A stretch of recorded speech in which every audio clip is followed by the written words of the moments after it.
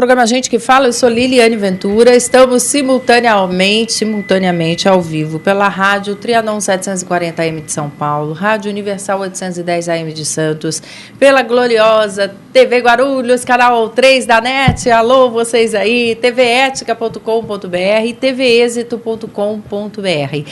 Temos reprises às 18h10 e às 6h10 da manhã.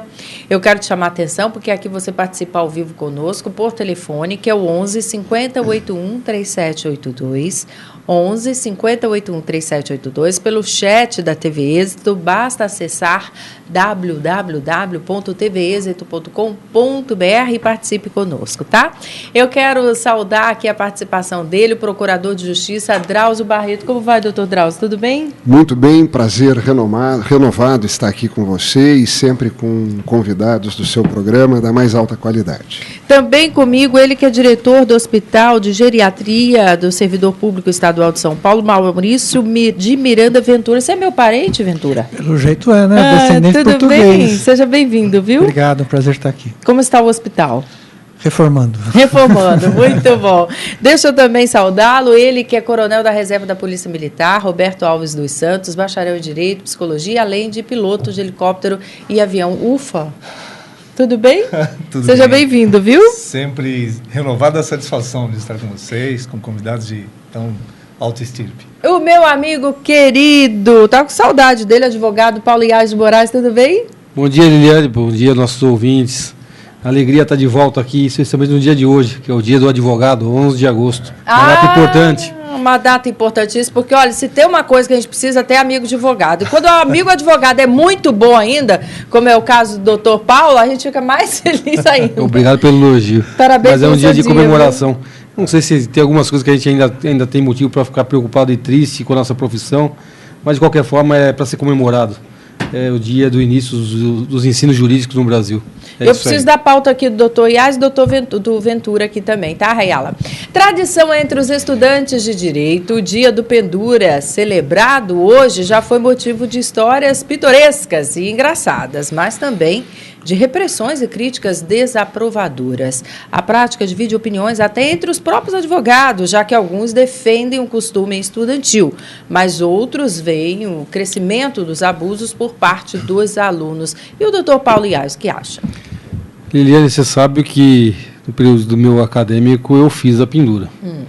Até porque o Centro Acadêmico 11 de Agosto, do qual eu inclusive fui diretor, ali nasceu essa tradição da pendura, para comemorar os ensinos jurídicos, e aí depois disso, ao longo do tempo, foi se espalhando para todos os alunos de outras faculdades. Eu vou pedir, doutor Paulo, que você explique direitinho em que consiste a pendura, porque quem não é do universo do meio dos advogados não entende muito. Na verdade, tradicionalmente, isso aconteceu em comemoração, inclusive o nosso centro acadêmico chama-se 11 de agosto, esse é o nome do nosso centro acadêmico, em comemoração a essa data, os alunos das universidades do Lago São Francisco, hoje USP, saíam para comer, jantar ou almoço, e ao final da refeição era chamado o garçom e, na verdade, em vez de se pagar a conta, se fazia um grande discurso agradecendo a atenção da casa, com grande erudição, e que é peculiar dos advogados desse período, e era assim que era comemorado.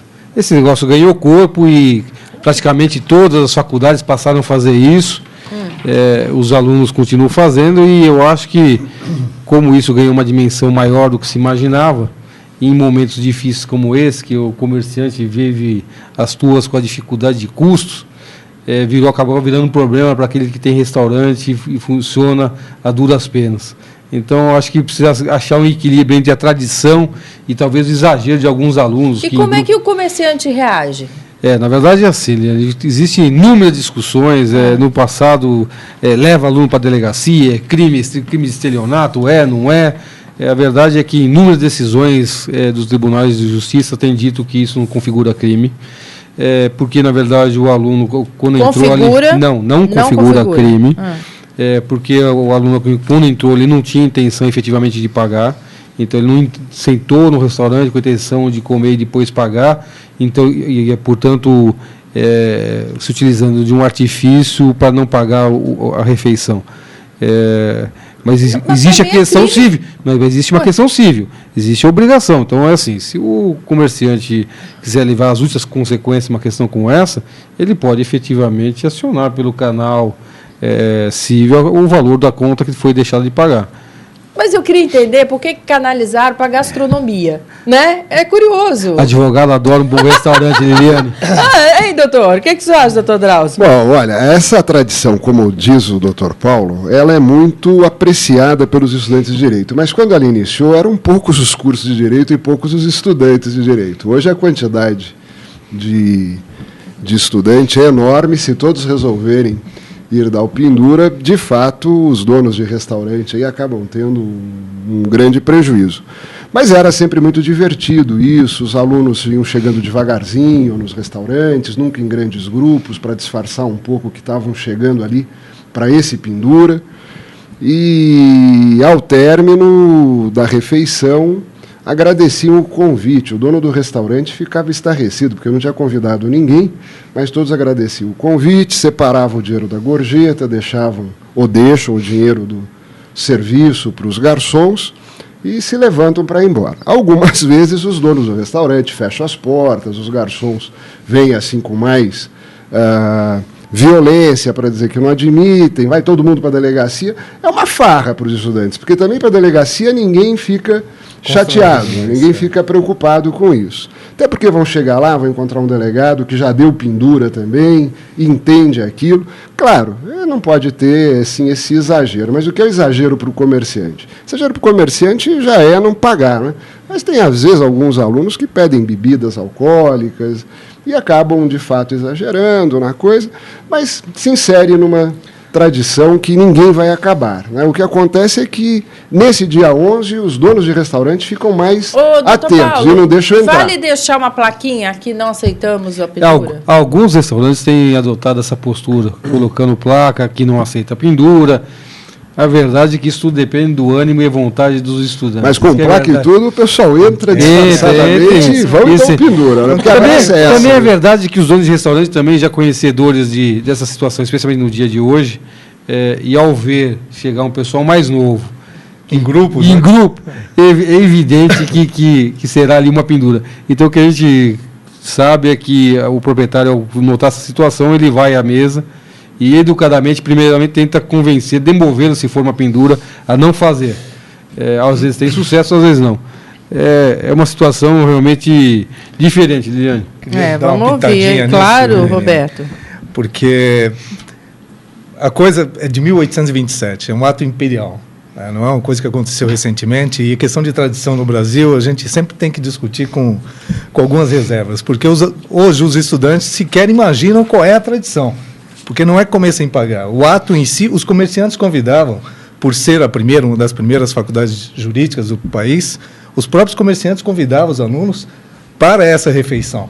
E um aluno com mais eloquência fazia ao final da refeição todo o seu pronunciamento, agradecendo tudo, e deixava pendurado, ou pendurado, que as duas expressões estão corretas, para depois que formasse vir e pagar. Então, a tradição começou assim, com um convite dos próprios comerciantes. Não foi uma coisa assim que as pessoas, não, eu vou comer sem pagar. Era importante para o restaurante ter os primeiros promissores profissionais de direito, porque até então tinha que se fazer faculdade de direito fora do Brasil, na Europa principalmente. Então, esse ato começou assim. Era muito, que bacana, eu tenho um grupo de alunos de direito no meu restaurante. Então, a coisa começou desse jeito e ela foi se desequilibrando com o passar do tempo. E hoje a questão da economia, principalmente a economia, cria uma dificuldade. Porque os alunos sequer têm ideia do que é tradição. Pendurar para depois pagar? Não, ninguém tem essa ideia. Já vai para fazer e tem os exageros. O doutor Paulo conhece os dois lados. Ele é advogado e empresário no ramo. E aí? Na verdade, Liliane, o que a gente procura fazer no restaurante, como a gente tem clientes que têm filhos estudantes de direito, e para que o restaurante respeite a tradição, a gente procura atender aqueles filhos de clientes da casa, até uma forma de agradar e pensar nele também como um futuro cliente da casa. É uma cortesia. Então, lá a estratégia para usar o meio campo disso é fazer isso. E a partir dali coloca na porta, olha, já estiveram aqui, já fizeram a pendura. Porque vamos combinar, né? Vai encher o restaurante, haja pendura aí para todos os lados, né? Mas, de novo, parabéns a todos os advogados aqui representados né, pelo doutor Paulo, e dizer que realmente a ordem se estabelece quando a gente tem um representante legal, né, que busca os nossos direitos. Fundamental na nossa sociedade é a figura do advogado. A todos vocês, nosso muito obrigada, parabéns pelo dia de hoje, e que a justiça seja mais justa, inclusive com vocês. Falou verdade. Não é, doutor O advogado Paulo? que milita o dia a dia, só quem está ali o dia a dia com a barriga no balcão do fórum sabe o quanto é difícil Penoso, essa né? luta. Você Mas a gente é determinado e persistente, a gente não desiste fácil não. Para Muito tristeza de bom. alguns. Por falar em não desistir, gente, olha aí. O Brasil atingirá amanhã a marca de R$1 trilhão em tributos pagos aos cofres dos governos federal, estadual e municipal apenas neste ano, segundo o Impostômetro, o painel eletrônico que registra o total de tributos pagos em tempo real. A marca deste ano chega a 15 dias antes aí de 2013. O aumento da carga tributária no país faz com que a cada ano essa marca chegue mais cedo. Ô, doutor Drauzio, o que dizer para o ouvinte que tal esse número, essa cifra é algo que para mim é a solução do país, se bem aplicado fosse, né? E o que dizer a esse público que nos escuta aí, que não Pois tem é. esse retorno em tributo? Então, a carga tributária, todo mundo sabe, é imensa e penaliza a sociedade brasileira como um todo. Chegamos já na casa aí dos 38%, 39% do PIB de tributos, né, das mais variadas naturezas. E como você anotou, não é, a devolução disso em serviço para a sociedade é muito tímida, é muito reduzida. Pífia.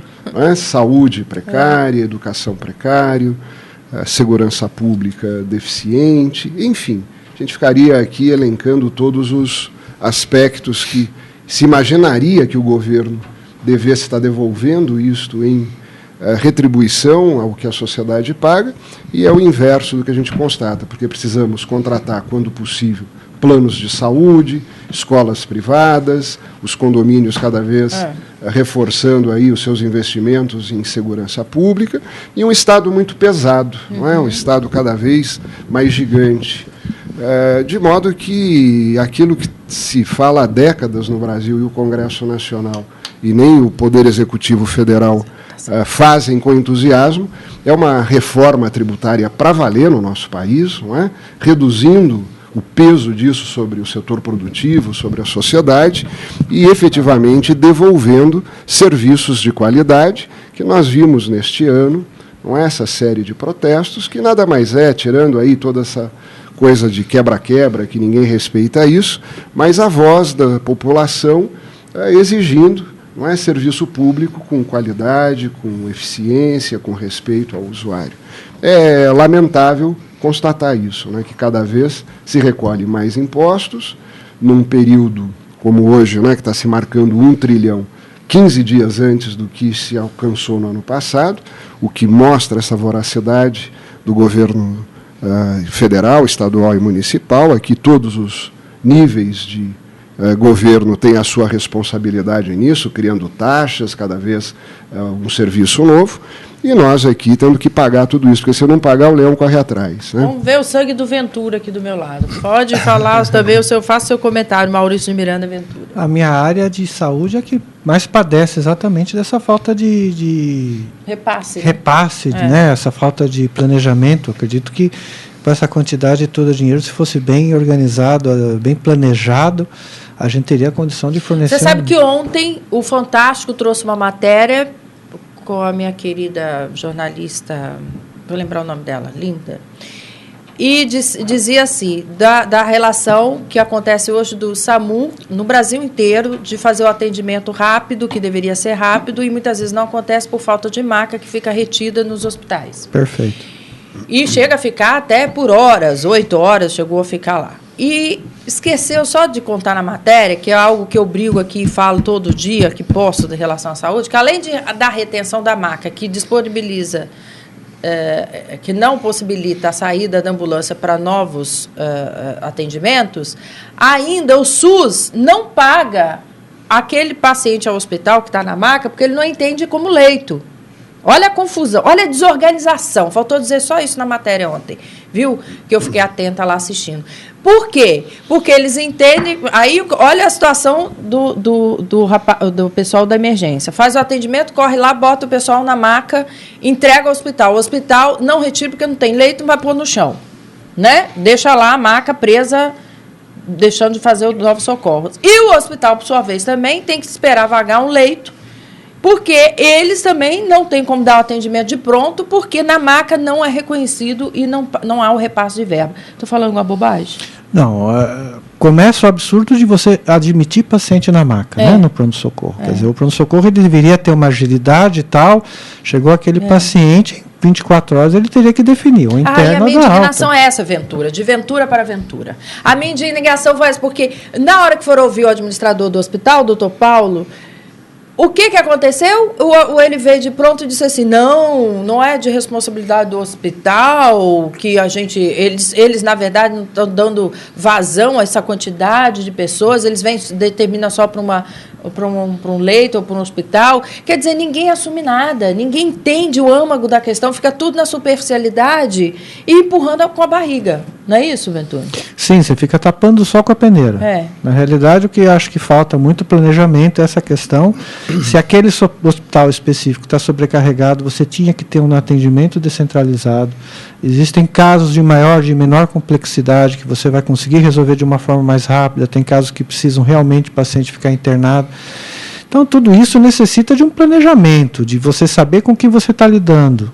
Né, para você poder realmente, se aquele hospital, aquela instituição não tem condições de atender um determinado tipo de demanda, você tem que ter para onde encaminhar o paciente. Muito bom. Olha, pelo chat, todo mundo já participando aqui conosco. Muito obrigada pela tvexito.com.br, onde ao lado você tem a oportunidade de, ao vivaço, agora de 12h a 1h, fazer a sua pergunta. A começar aqui pela Terezinha Tucuruvi, doutor Paulo Iaz.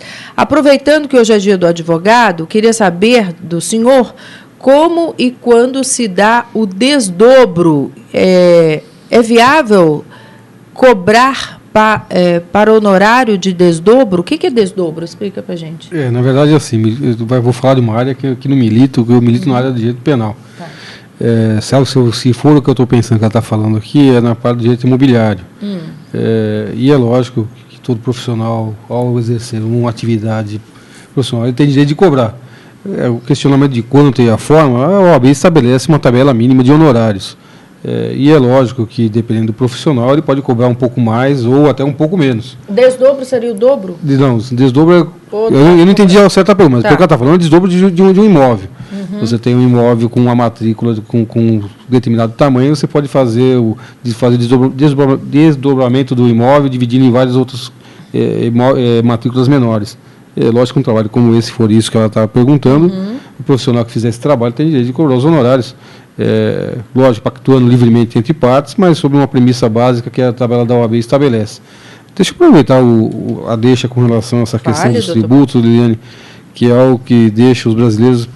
eu acho até engraçado isso, tu já discutindo. Toda vez que você coloca à frente das câmeras qualquer representante do setor público, governador, vereador, deputado, todo mundo vem à frente da Câmara e diz, não, precisamos fazer a reforma agrária, vamos fazer... Tributária. Desculpem.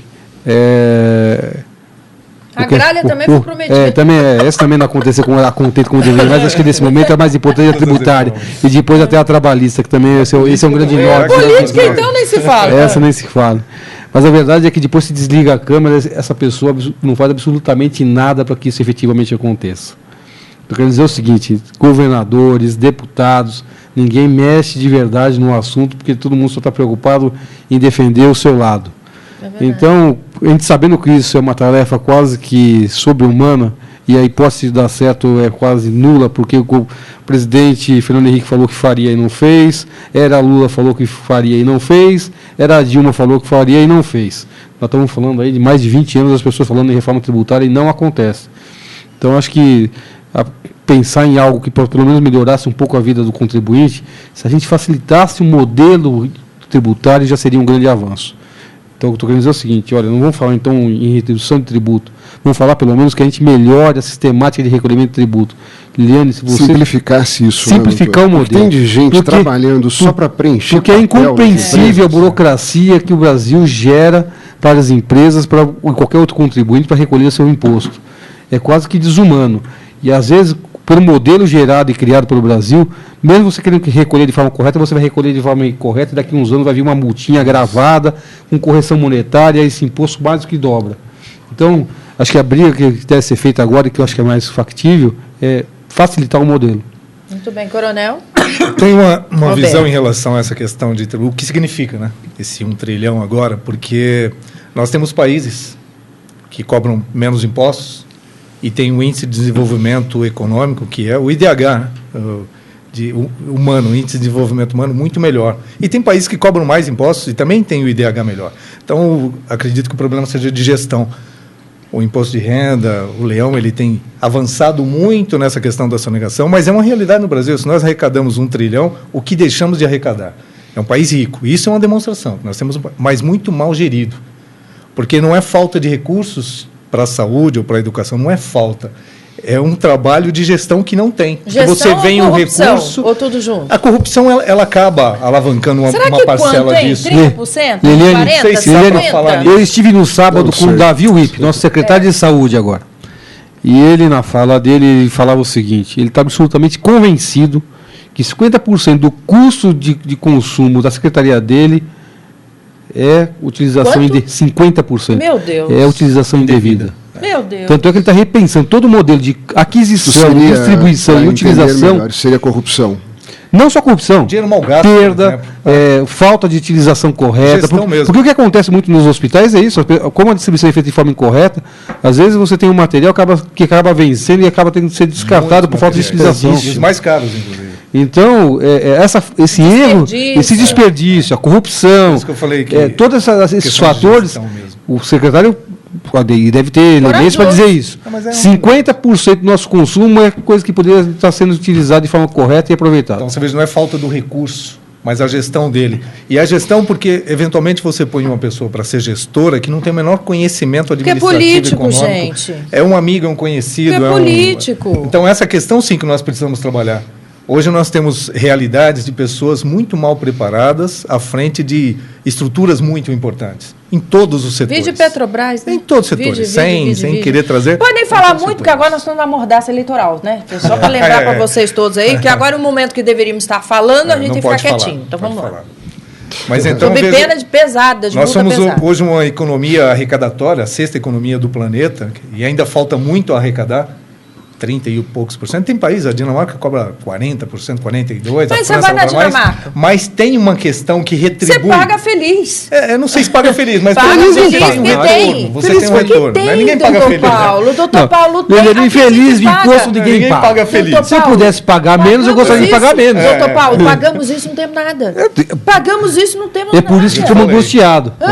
Agora, se eu pagar, se tivesse, aí um argumento tem para o pagamento. E nem isso nós temos aqui, gente. Mas nós temos uma cultura também de sonegação, é natural nossa, pagar menos. Eu vou pagar menos porque já que o governo me cobra tanto, eu vou pagar menos. A preocupação deveria ser, e naquilo que foi arrecadado, o que nós temos? Não, a preocupação tinha que ser em demitir.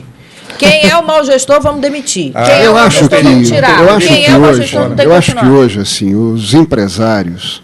Porque o assalariado não tem como sonegar, né? Já vem descontado no seu pagamento o imposto. Mas tem economia informal, doutor, que entra numa parcela assim, muito importante. É para tentar contextualizar.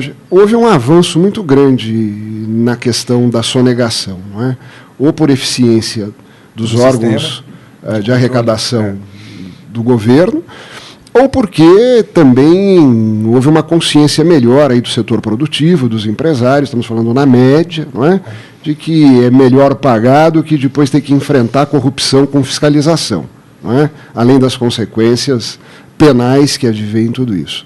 O que acontece é que o emaranhado legal tão grande como foi anotado pelo Dr. Paulo, que os próprios advogados ou contadores muito experientes acabam dizendo, olha, este tributo não é devido, este se compensa com aquele, porque é uma parafernália de normas que são editadas pela Receita Federal, pelas secretarias de Fazenda, que, francamente, acho que até o próprio advogado que milita diariamente na área tributária, ele mesmo tem dúvidas reais de saber se aquele tributo é devido ou não, então vamos questionar.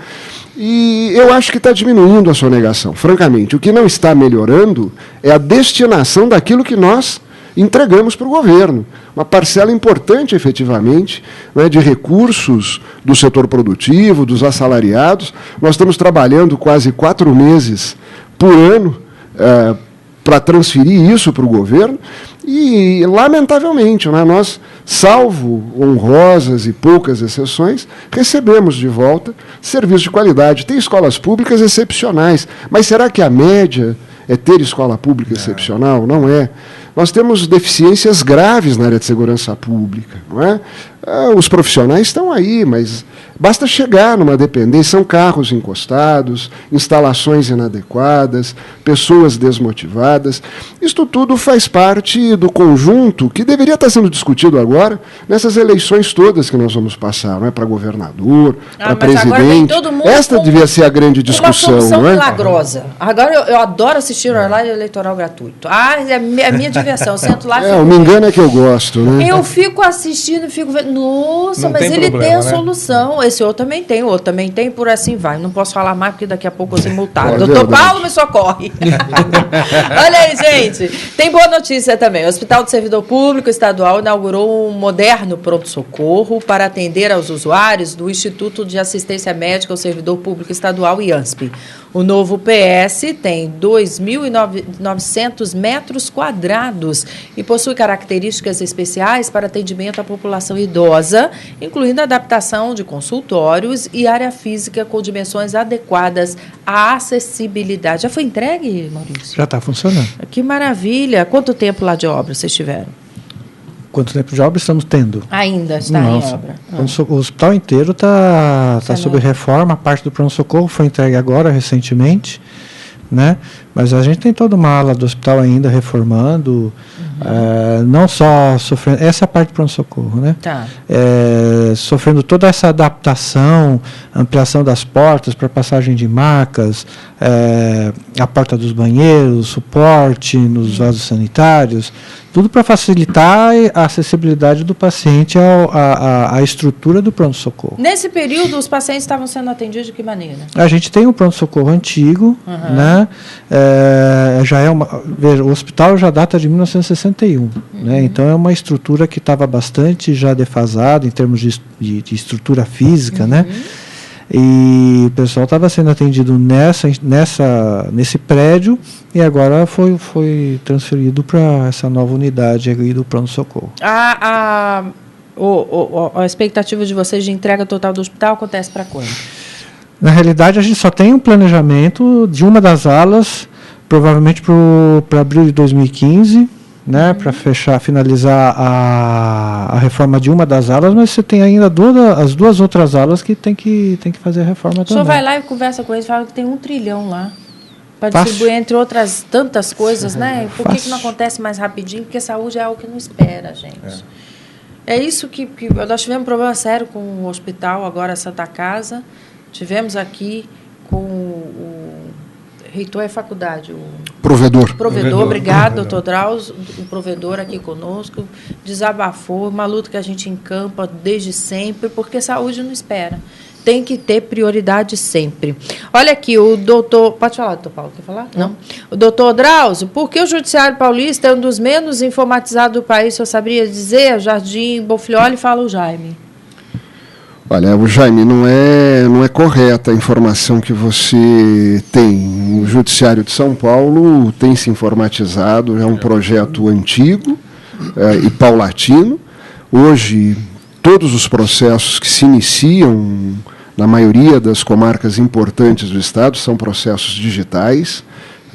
Não existe mais quase papel sendo manuseado. É verdade que os processos antigos eles continuam existindo fisicamente e tramitando nos foros, mas a informatização, felizmente, para todos nós, com ajustes, há sempre reclamações, às vezes dos próprios magistrados, dos advogados, dos membros do Ministério Público, é um processo demorado, muito caro, mas já há alguns anos o Poder Judiciário do Estado de São Paulo, o Ministério Público, também do Estado de São Paulo, vem realizando grandes esforços para que essa informatização atinja a todo o nosso Estado. Não é? Isso tem dado um pouco mais de celeridade aos processos, tem permitido aí que remotamente advogados peticionem, não precisam ir fisicamente ao fórum, perdendo-se um tempo de deslocamento muito grande, mas estamos num caminho virtuoso aí de informatização, Liliane.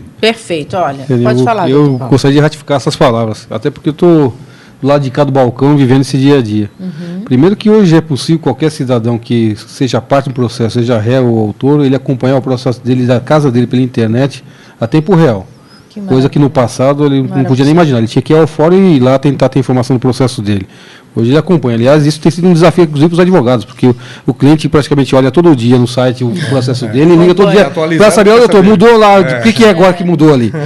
E depois, efetivamente, o processo virtual, que o doutor Drauzio colocou e que tem feito o processo andar muito, muito mais depressa.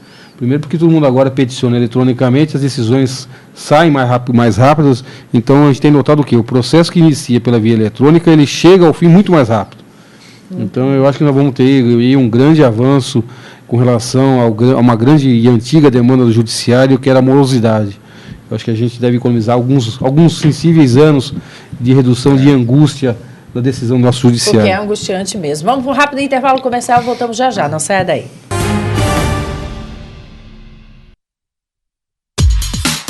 Com mais de 600 metros quadrados distribuídos em 4 estúdios, a TV Êxito atende às necessidades do mercado publicitário, institucional e corporativo. Produzimos vinhetas, programas para rádio, TV e web, campanhas políticas, videoaulas, coberturas de eventos com transmissão ao vivo. Em nossa estrutura, estúdios com cenários físicos e virtuais, equipe e equipamentos que atendem à exigência do cliente.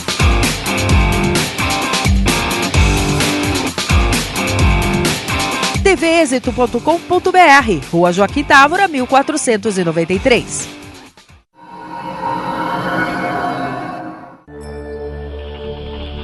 Eu também estou aqui na TV Êxito, no programa Animal Web, falando sobre saúde e comportamento dos animais. TV Êxito, um jeito novo de ver TV. Estamos de volta com o programa Gente que Fala e o assunto agora é a criminalidade que não para de crescer tanto em São Paulo quanto em outros lugares do país. Mais do que cobrar as autoridades, é preciso adotar algumas medidas para evitar ser vítimas de roubos e assaltos. As providências são muitas e vão desde a instalação de equipamentos de segurança em casa e nos carros até cuidados para adotar nas ruas aí e também em bancos. É isso, Coronel Roberto, dê-nos dicas aí, por favor, porque nós estamos realmente carentes, né, de segurança. Como a saúde, a segurança é assim também. É uma busca contínua, é incessante, você sempre recorre ao sistema no desespero, na emergência. Nós não temos uma saúde preventiva, as pessoas têm dificuldade de se precaver para evitar de ir no atropelo no hospital. E na segurança é a mesma coisa, você só chama o sistema quando o fato já aconteceu, mas a sua participação preventiva é muito pequena.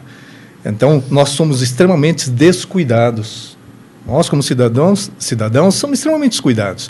E nos colocamos favorecendo a atuação do marginal. Porque o crime, para acontecer, ele precisa de 2 nuances importantes. Primeiro, o fator surpresa que o oportunista usa, que é o marginal, o fator surpresa. E segundo, o descuido. Se você tirar qualquer um dos dois, o fato deixa de acontecer. Olha, Coronel, eu vou ousar discordar um pouquinho do Coronel, sabe por quê?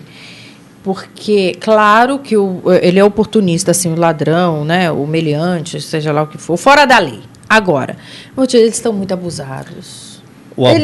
Já foi tempo que eles tinham medo de alguma coisa. Não vamos considerar mais a questão repressiva, punitiva, depois que... Né, porque aí é um aspecto muito mais complicado. Eu ainda estou na fase de você evitar que o fato aconteça. Tá. As pessoas continuam sendo descuidadas, e eu volto à questão do descuido com o oportunismo. Eles escolhem. Ele hoje virou um profissional. É irregular, mas é um profissional. Ele sai à rua e escolhe quais são os mais descuidados. As pessoas estão no seu laptop, no celular, ninguém presta atenção em nada, no local onde está. Não estou prestando atenção nem nos filhos do marido. Você estaciona o veículo. Então, você estaciona o veículo em qualquer lugar, depois quando vai voltar, é um local já obscurecido, sem nenhum movimento. Então, você facilita o trabalho do marginal. Então, não tem estrutura pública, assim como a saúde, não tem estrutura pública que atenda numa grande demanda o fato depois que ele aconteceu. Aí você desacredita no sistema, a nossa subnotificação é muito grande, que é o que propicia que a estrutura de segurança pública, tanto Polícia Civil como Polícia Militar, possam nortear a distribuição da sua estrutura ou investigar para evitar que aqueles crimes continuem acontecendo e que os autores sejam capturados ou presos. Mas tudo isso, a participação da população é muito grande. Nós não temos essa consciência de tomar cuidados. E aqueles que têm, evitam muito. E tomar cuidado, infelizmente, hoje, com essa grande demanda, é ter uma estrutura de fiscalização, é ter uma estrutura de câmera, você vai ampliando, né? Os condomínios hoje têm se recheado disso, mas mesmo assim, se houver o descuido do ser humano, com o maior aparato eletrônico que você tenha, você vai ser vítima. Então, não tem jeito, é um processo que você tem que, como diz a própria segurança pública, né, estabelecido na Constituição, é dever do Estado, mas é responsabilidade de cada um. Então, o Estado tem que ser cobrado, como é. A cobrança para o Estado sempre acontece, mas e para o cidadão? Você pode verificar quantas vezes eu fui vítima de algo, aí você começa a verificar o que você deixou de fazer para que você se propiciasse ser vítima de algo. Então tem esse detalhe que a gente... Senão os números eles vão ser crescentes, porque a população cresce, a economia, o mundo capitalista, as pessoas querem o seu bem, aquele que não quer trabalhar quer o seu bem mais facilitado. A ostentação é grande, as pessoas querem usar grifes, querem usar os celulares mais caros e ostentam o tempo todo. Então, para aqueles que são voluntários do crime, aqueles que são oportunistas, está muito fácil, ficou muito fácil. Aí vem a questão da punição. Agora, o sistema prisional, ele não vai encampar. Mas também não gosto dessa fala do coronel. Hoje nós vamos conversar muito. O coronel não gosta dessa fala ostentação. Sabe por quê? Sabe por que eu não gosto dessa fala ostentação? Porque todo mundo hoje tem celular. O país que mais tem celular no mundo, se não me engano, é o segundo, somos nós. Tá? Todo mundo tem celular, mas o camarada, ele não quer o dele, ele quer do outro, que é bandido. Liliana, eu quero contribuir assim para a polêmica e enriquecer o debate. Vamos. Não é? Assim, na raiz de tudo isso está a impunidade. A raiz de tudo isso é a impunidade. Se nós, e todos nós, hoje é tão fácil viajar, antigamente só quem tinha muito dinheiro podia viajar. Quando a gente sai do nosso país, a gente vai para país um pouco mais evoluído que o nosso, não há esta preocupação. As pessoas todas, nativas ou turistas, estão passeando, bem vestidas ou mal vestidas, não importa. Todos misturados, todos juntos. Não é? E não tem ladrão. Se tem ladrão, é estatisticamente desprezível. Aqui no nosso país, pela impunidade... Não é? Há pouco tempo aí saíram números na imprensa mostrando que de cada 100 inquéritos, um número ínfimo, de cada 100 boletins de ocorrência, um número ínfimo virava inquérito, e daqueles inquéritos instaurados, efetivas punições ocorriam. Isto nada mais é do que impunidade. Se a gente tem de cada 100, 8 que vão ser punidos de alguma maneira, e depois os raros que são punidos se beneficiam de uma legislação de execução penal muito generosa, vamos dizer assim, porque se administra a ausência de vaga no sistema penitenciário, criando benefícios, saída no Dia dos Pais, saída no Dia das Mães, saída na Páscoa, livramento condicional, enfim, pessoas que a gente vê sendo presas pela polícia, cometendo crimes graves, todos já egressos do sistema penitenciário, cumprindo em liberdade parte desta pena e retornando ao nosso convívio sem nenhuma condição de conviver entre nós. Então, isso é impunidade. A impunidade gera esse número avassalador, gera todo mundo assustado. Hoje, eu falo por mim, toda vez que há uma aproximação de uma motocicleta no trânsito, eu fico sobressaltado. E fico sobressaltado porque gato escaldado tem medo de água fria, porque eu já fui assaltado assim. Não é? Então, assim, as coisas efetivamente não andam bem. A população pode aqui e acolá ter um ou outro descuido, mas não tem quem hoje não saia de casa ou...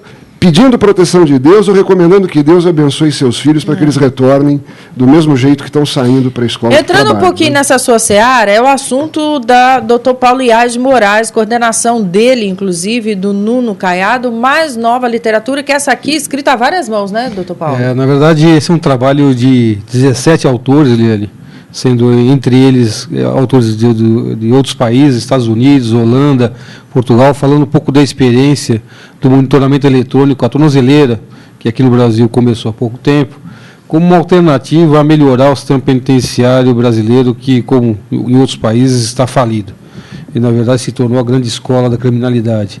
O cidadão começa com um pequeno e criminoso, e ao entrar dentro do sistema, ele vira um grande criminoso a serviço das facções criminosas que controlam na rua, de dentro do presídio, as atividades criminosas de forma assustadora. Então, a gente acredita efetivamente que o monitoramento eletrônico pode trazer enorme contributo. Qual país que deu certo? Na verdade, assim, Liane, dos países que hoje aplicam de forma séria, de forma correta esse modelo, o modelo é exitoso. O mais evidente, que inclusive a mídia explora com certa tranquilidade, é os Estados Unidos. Para você entender lá, você tem hoje nos Estados Unidos cerca de 120 mil cidadãos monitorados por tornozeleiras. Que vão desde pequenos marginais até artistas de televisão. Mas não tem lá direitos humanos lá? Mas escuta, o que tem tornozeleira a ver com direitos humanos? Mas aqui tem. Não aqui tem. Aqui tem que o povo aqui fica reivindicando, dizendo que é constrangedor, que é desumano, que é não sei o que lá. Mas se a tornozeleira, na verdade, brincadeira, se ela fosse de grife, ia ser chique. Na verdade, para esse discurso, Liliane, eu acho assim, mais constrangedor e desumano e que fere efetivamente a dignidade da pessoa humana é você colocar um cidadão dentro de uma cela com 20 cidadãos numa cela que normalmente deveria caber só 8.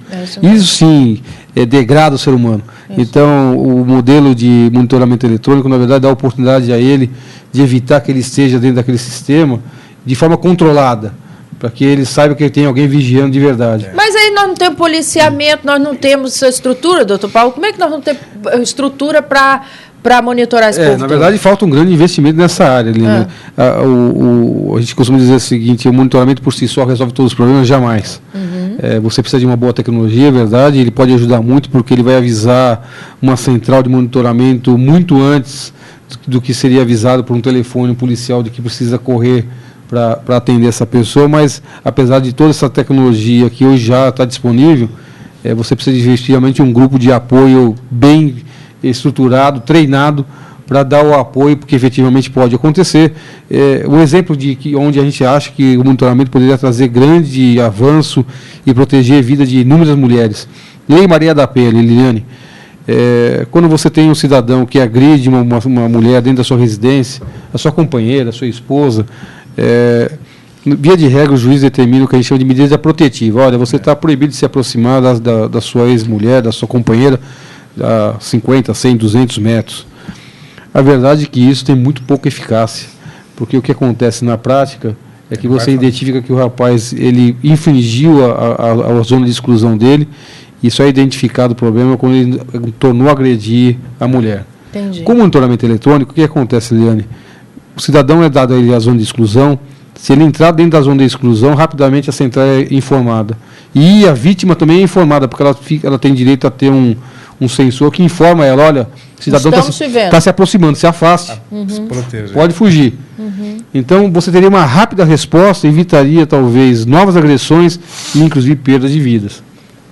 Que é o mais importante de tudo isso. Importante. Olha aqui, o Jair, o Cícero, o primeiro de Itapevi, participa conosco e fala assim, está explicado aqui para nós porque o Estado é caloteiro. Calote é irmão gêmeo do Pendura, Liliane. Você viu a lua ontem à noite? Menino, fiquei apaixonada, enamorada pela lua ontem. Estava lindíssima mesmo. Acontece a cada 200 anos, sabia? Aquela lua? É a lua nova, maior, mais próxima. Linda, né? Olha aqui, o outro assunto vem do Jaime de Jardim Bom Filioli, porque o Judiciário Paulista é um dos menos informatizados, já respondemos. Jair de Sapopemba, porque o cidadão paulista tem uma grande sensação de segurança. Sensação não, filho. Já passou já da sensação. Nós temos insegurança mesmo. Posso falar um pouco dessa temática de segurança? Deve. E é engraçado que na época de campanha a gente ouve falando, e isso vai ser o norte, porque na pesquisa, quando você coloca a pesquisa, um dos temas que a população, especialmente de São Paulo, está mais preocupada hoje é a segurança. E é lógico que os candidatos vão falar desse tema. Eu gosto muito do nosso governador, mas acho que ele descuidou um pouco dessa temática e não atacou como deveria atacar. Mas a verdade é que a gente não tem respondido, e aí é assim, a gente precisa dividir os momentos. O primeiro momento da Polícia Militar no ostensivo para preventivamente evitar a criminalidade. O segundo momento é quando o fato se consuma. E aí a resposta precisa acontecer. Em outros países que fazem isso de forma séria, a gente não pode ter jamais um índice de 5% de roubos e latrocínios resolvidos. 95% deles estão sem solução. Qual é a sensação que eu fico? Se eu roubar, ou a gente costuma dizer que o latrocínio é o roubo que não deu certo. A pessoa vai com a arma, vai assaltar, alguma coisa aconteceu errada, acaba matando a vítima. Com esses índices, e a polícia despreparada e sem a questão de polícia judiciária, que é depois que o fato acontece, e aqui no Brasil é a Polícia Civil, se ela não dá a resposta adequada, esse problema não vai se resolver nunca. Mas aí dentro dessa... e aí vai a impunidade. A pessoa que, antes mesmo do sistema prisional, o sistema jurídico dele ser processado e tudo, é antes de acontecer. Mas os números, eles têm que representar alguma coisa. Hoje no Brasil nós temos 470 mil presos. A Polícia Militar do Estado de São Paulo, só a Polícia Militar do Estado de São Paulo, prende a cada 3 anos, em flagrante delito, 500 mil pessoas. Então, quando você fala, poxa vida, o sistema prisional inteiro com 470 mil. A cada 3 anos, a Polícia Militar do Estado de São Paulo, fora as prisões da Polícia Civil, 500 mil pessoas. 1/3 menores de idade. Aí vem aquela questão da apreensão, de outras questões, que aí a gente é uma discussão maior. Mas não é falta de presença e falta de atuação repressiva. O que deixa de acontecer não dá para mensurar pela presença. São 100 mil homens e mulheres espalhados e precisam das informações. Aí vem a questão da Polícia Civil também. A subnotificação nossa é muito grande, pelo discreto das pessoas, eu vou perder tempo.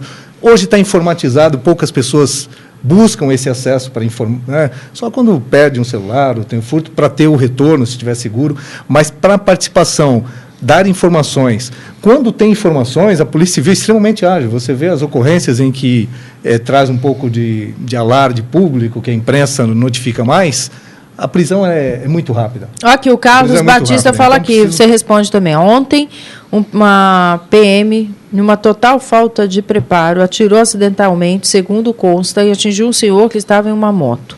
Como é possível tamanha falta de preparo para atender a população? Então, quem fala é o Carlos Batista. Essa é outra questão muito complexa. Você tem hoje, são 4 milhões de atendimentos mensais da Polícia Militar.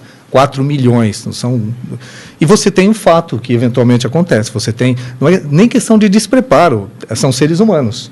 Como tem o erro médico, como tem o erro do profissional da saúde, da educação, do judiciário, tem o erro do policial. Mas você conspurcar, macular uma imagem de uma estrutura, 2 anos de formação, não tem lugar no planeta em que você tenha formação de 2 anos, mais um acompanhamento sempre atuante. A Polícia Militar tem investido, e aí eu discordo um pouco, porque o governador, sem puxar nenhum tipo de questão, até porque tem outros questionamentos de valorização, mas investiu muito em tecnologia. Hoje o policial ele é monitorado, a viatura está lá, é monitorada.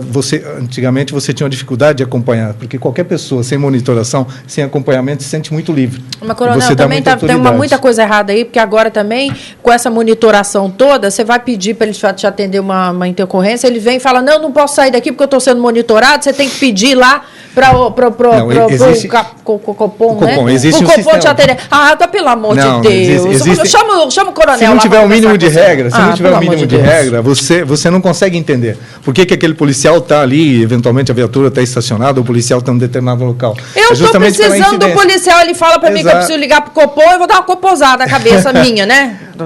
Você entendeu? A informação é equivocada. Como é que você faz isso? Eu preciso do senhor agora, porque você vê a figura do policial, você vai entrar no seu Liliane, você vai entrar no seu condomínio, se o porteiro ali, ele tem que te conhecer, tem que te autorizar. Eu estou falando de um condomínio de prédios. A pessoa reclama do profissional que está ali se cerceando a sua entrada porque ele tem alguma dúvida. Não, reclama não. Eu gosto de todos eles.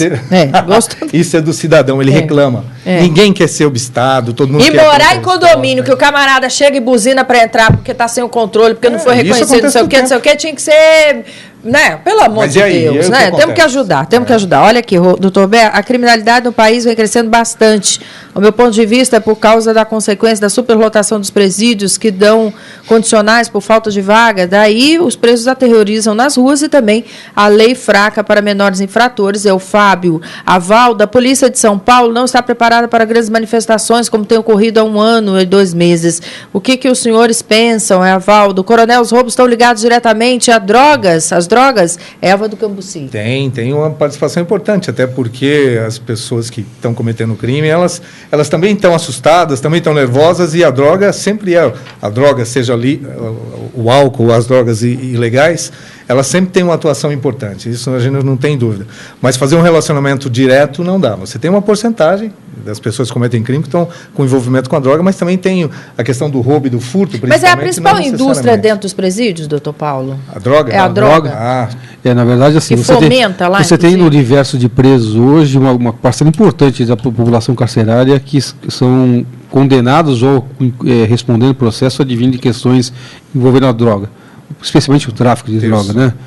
Um terço da população carcerária está envolvido nisso. Então, é uma população relevante. A droga, efetivamente, tem um contributo e, na verdade, associa a outros crimes, né? Isso que é a parte mais cruel desse modelo. Agora, só para contrapor aqui a posição do coronel, quem fala que a Polícia Civil está aparelhada não conhece uma sala de investigadores de uma delegacia. Estava aí a coisa. Eu nem o coitado do investigador, primeiro, o salário é algo que precisa ser perguntado se está razoável. Depois, ele não tem sequer um computador integrado de informações que condições para ele investigar é dado. É uma sala com uma mesa, uma cadeira e nada mais. Para ver, eu sou do tempo da máquina de escrever, eu sei exatamente o que é o processo. Quando você quer combater o crime, você tem como fazê-lo. A Polícia Civil, quando tem informação, mesmo com a falta de infraestrutura, quando tem informação, ela consegue chegar. Ela precisa essencialmente de informação. Mas, olha, é difícil para nós todos, e aqui todo mundo, de alguma maneira, atua ou atuou... conhece ou dentro da questão da violência, né? Mas é difícil a gente entender. Tragicamente, na sexta-feira, um policial militar, um cabo, que fazia parte da escolta da primeira-dama do Estado, foi morto num bairro da cidade de São Paulo, quando ele foi examinar lá uma visita que aconteceria no dia seguinte. Fazer o precursor, Ele foi morto em cima de uma motocicleta por alguns indivíduos que estavam em 2 ou 3 outras motocicletas que pretendiam roubar a moto dele. Nada tinha a ver com a atividade profissional dele. Muito bem. Horas depois, pela qualidade da vítima, felizmente, infelizmente para aquela vítima, mas felizmente para nós todos, horas depois, a quadrilha inteira estava presa. Na casa, várias motocicletas desmontadas, mostraram nas televisões não sei quantos capacetes que possivelmente usavam para... Então, olha aqui, não se prende em algumas vezes, porque não quer, vai se produzindo vítima, até que cai um que era lá de alguma autoridade importante. Ainda bem que chegou, né? Porque assim acaba com a carreira daqueles bandidos. Mas a tal informação...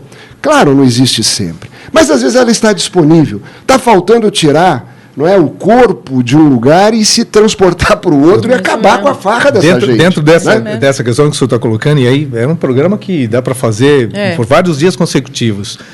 A informação não foi só porque era um policial militar, que vários outros delitos, hoje pela TV nós vemos, quando você tem informação de câmeras, alguém registrou, chega-se no autor. Mas, coronel, ele já vinha praticando vários crimes, é que neste caso, infelizmente, vitimou uma pessoa que não podia ser vitimada. Mas não é só porque era um policial militar, poderia ser outra pessoa. Não é só porque era um policial militar, não é porque trabalhava na Casa Militar do governo. Não é também, eu discordo nessa questão, porque quando tem informação, ou quando ela chama, se prende.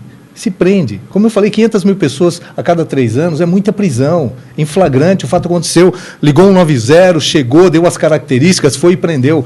O problema é, para aí, tudo bem.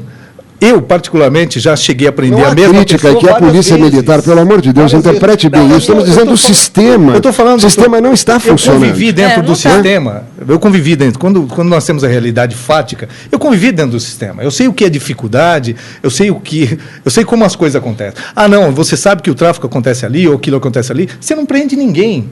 Se não for por ordem judicial ou em flagrante delito, você pode saber. Você pode saber que as coisas estão acontecendo. No seu prédio, talvez alguém, se não trafica, consome droga. Todo mundo sabe um monte de coisas. Todos nós sabemos. Na saúde, todo mundo sabe. Agora, o que fazer? O policial não pode sair só porque ele sabe que tem alguém, tem que pegar no flagrante, tem que fazer, tem que ter uma ordem judicial. Todos sabemos como é difícil ter uma ordem de prisão, porque é exceção, prisão é exceção. Então, nós temos muitos delinquentes que estão cumprindo pena, aí vem o sistema prisional, vem o regime de progressão, está no semiaberto, está no quase aberto, na realidade está no o senhor está concordando conosco, não há divergência. O sistema não está funcionando bem. O sistema como um todo. Não é? Até o final da linha lá que a gente estava dizendo completo mesmo, que são as gestões de vaga, de carência de vaga no sistema penitenciário, através de medidas liberatórias de indivíduos que vão retroalimentar essa violência novamente. Não é? Então, o sistema está errado. A gente tem que repensar tudo isso, porque muitos comandantes da Polícia Militar dizem que estão trocando pneu com o carro andando, enxugando gelo, ensacando fumaça, por conta de tudo isso, porque o sistema não está funcionando. Cada vez mais os bandidos se multiplicam nas ruas, a violência aumenta, os números mostram isso, infelizmente, não é? E a população se sente quase que diariamente desprotegida, mas não é por conta da polícia militar, do policial civil, do juiz, do advogado, do promotor. O sistema está errado. Né? E nós tínhamos que organizar isso de alguma maneira eficiente, sensata, produtiva, para que toda essa energia, não é, seja canalizada para combater a impunidade. Então, né? doutor Paulo, com essa proposta que vem aqui, que é um estudo profundo, esse já é o segundo livro, né? Atualizado, revisado, com mais participações, várias pessoas escrevendo. É um livro que, inclusive, você indica para quem? Para juristas? Na verdade, assim, a comunidade jurídica aí aplica a todos, Ministério Público, magistrados, juízes, né, advocacia, os estudantes.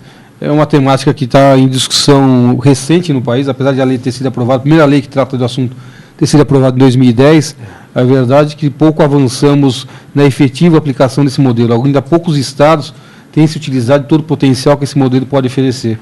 Vou falar do estado de São Paulo. É assim, se você fizer a conta do custo-benefício, é mais barato, você vai economizar. Por quê? Se você pensar naqueles que poderiam, e veja, o modelo de monitoramento eletrônico se aplica a toda e qualquer pessoa. Não dá para se pensar que vai fazer monitoramento eletrônico de traficante, nem muito menos daquele que comete crime mediante violência. Não funciona. Ele vai funcionar para alguns tipos de crime onde você tem o controle efetivo e pode dar efetividade à medida. Poxa, quem não paga pensão, que vai preso. Quem não paga pensão, o autor de pequenos furtos, ok? Então, que aí, na pena, quando alguns condenados recebem penas que não sejam aquelas de restrição de liberdade, existem algumas condições para que ele fique em liberdade. Por exemplo, não se permite ficar na rua a partir das 22 horas, frequentar estabelecimentos onde se venda álcool, mas não tem controle.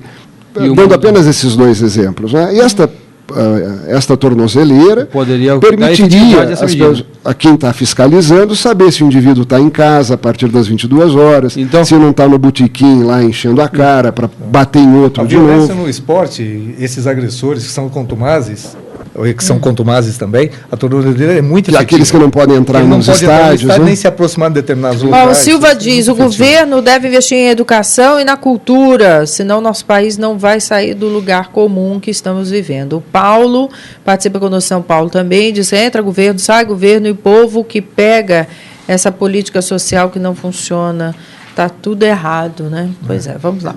Aí falou tudo. O grande investimento, a grande lição que a gente devia fazer, de fato, é na educação. Formação mesmo. A gente sabe que aí é o grande problema, mas a gente não trata o assunto de forma séria efetivamente. Isso que é a verdade.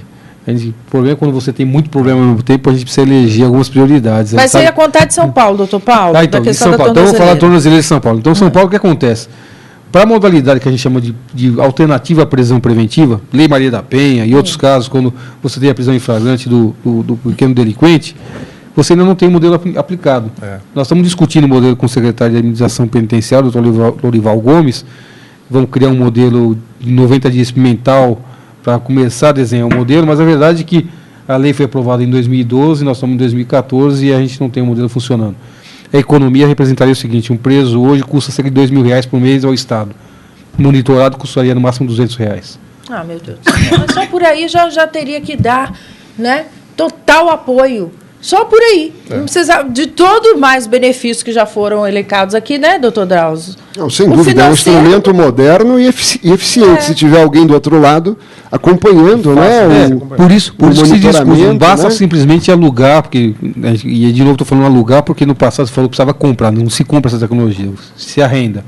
A empresa que é arrendatária que tem que se preocupar em manter em dia. É importante a obra, doutor Paulo, porque isso mostra a muitos que ainda não é um conhecimento profundo de quanto isto pode auxiliar e quanto pode baratear e reservar as vagas nas prisões para indivíduos perigosos. Que merecem realmente estar lá, né? Isso. Exatamente. Ficamos por aqui, mas antes de despedirmos, quero mandar um beijo todo especial para a Andréia, nossa secretária aqui, que nos ajuda com muito carinho. Um beijo a você, muita saúde e paz, viu? Muito obrigada pelo seu empenho para que esse programa aconteça e seja sucesso há mais de 10 anos. Um beijo, querida Andréia. E a você que aniversaria hoje também, o nosso carinho, o nosso beijinho, tá? Lembrando que Gente que Fala tem a direção geral do jornalista Fausto Camunha, diretora de produção Zenilda Salvato, redação Rayala Brandão e Pedro Esquiavon. Pauta José Carlos Ticarelli. Um beijo a todos e até o próximo programa. Tchau.